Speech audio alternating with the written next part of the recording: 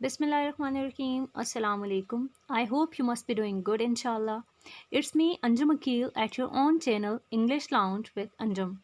In today's video, we'll be talking about T.S. Eliot and his most famous work, that is Tradition and Individual Talent. So let's have a look on T.S. Eliot's biography first. T.S. Eliot was the most towering and dominating man of letters of the 20th century. He was a versatile genius who, during his long span of productive activity, achieved a distinction as a poet, playwright, journalist, and the most important is as a critic.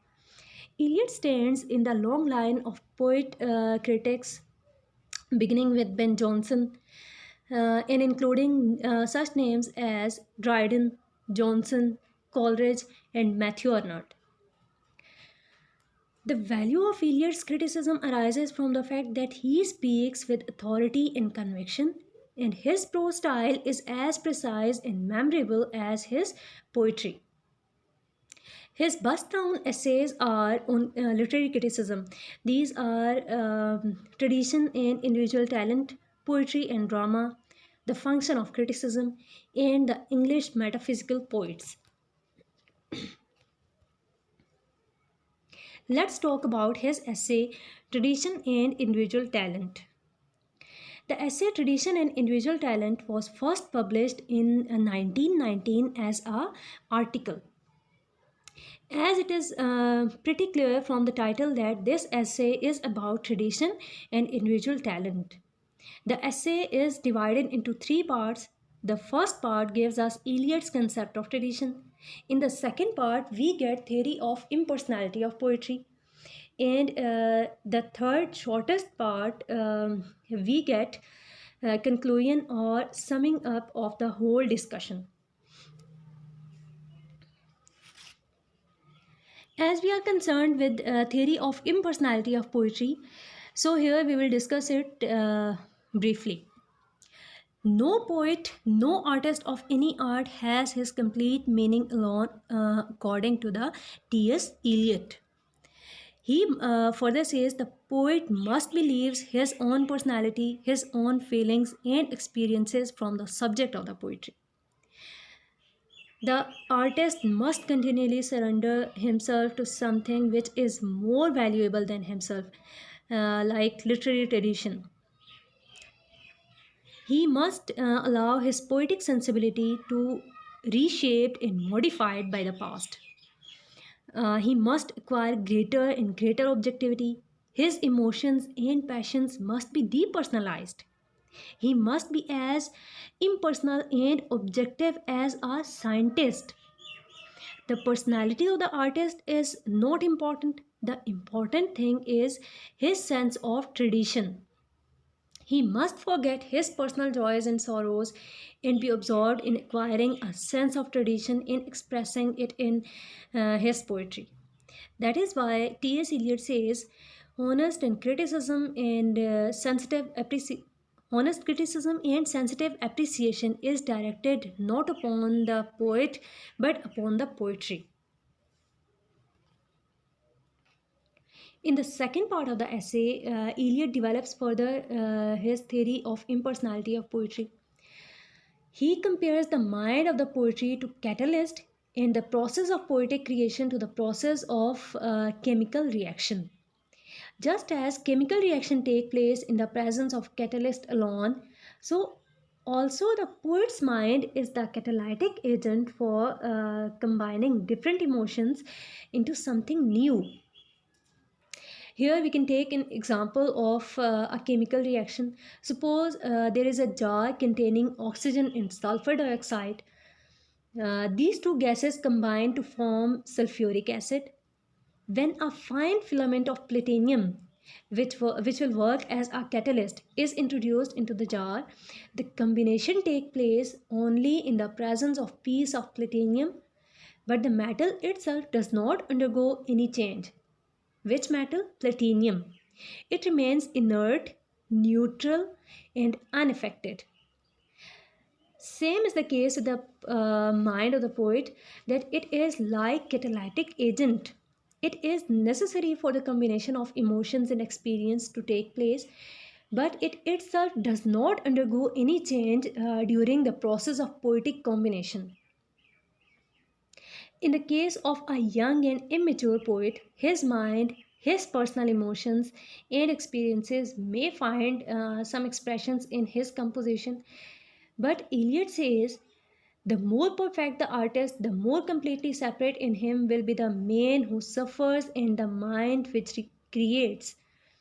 The test of the maturity of an artist is the completeness with which his mind digests the passion, which form the substance of his poetry. Eliot next compares the poet's mind to a jar, to a empty jar, in which numberless feelings, emotions, and sentiments are stored. And this is the main and objective point, that these emotions, feelings, and sentiments are unorganized. T.S. Eliot says all the particles which can unite to form a new compound are present together. It means that poetry is organization rather than inspiration. And the greatness of a poet and the greatness of a poem does not depend upon the greatness or even the intensity of the emotions, which are the component of the poem, but it depends upon the intensity of the process of poetic composition. Just as chemical reaction take place under pressure, so also intensity is needed for the fusion of emotions. The more intense the poetic process, the greater the poem. There is always a difference between the artistic emotion and personal emotions of the poet.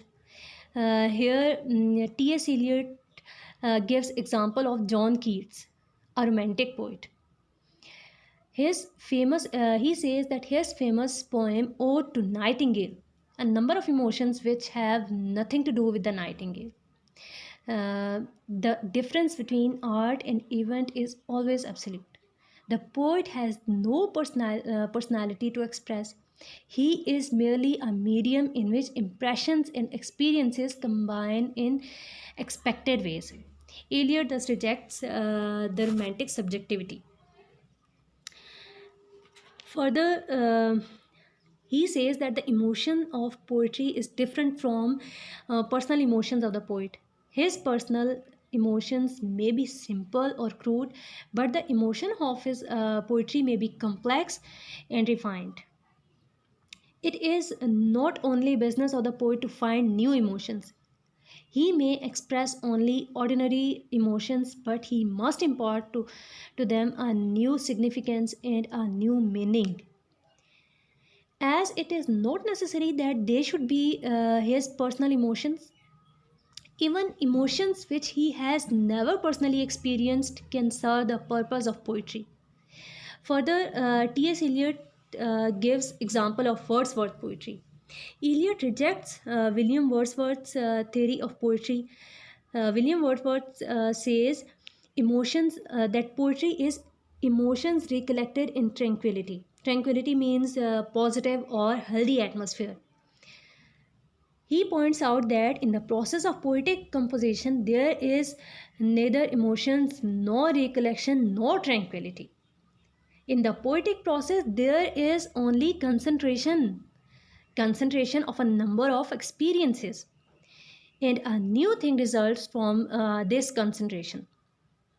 And this process of concentration is neither conscious nor deliberate, it is passive one. There is no doubt that there are elements in the poetic process which are conscious and deliberate.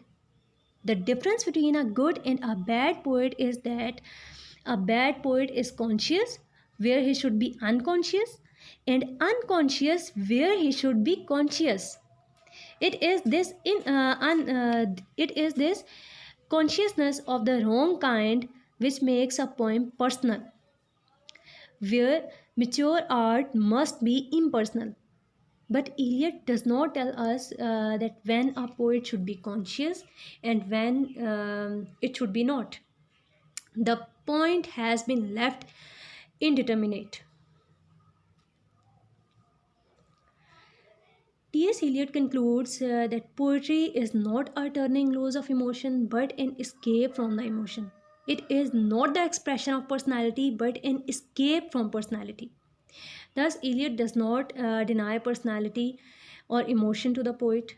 Only he must depersonalize his emotions. There should be an extension of his personality. This impersonality can be achieved only when the poet surrenders himself completely to the work that is to be done. So that's all from my side. I tried to explain major aspects of that theory. I hope it will work. Thank you.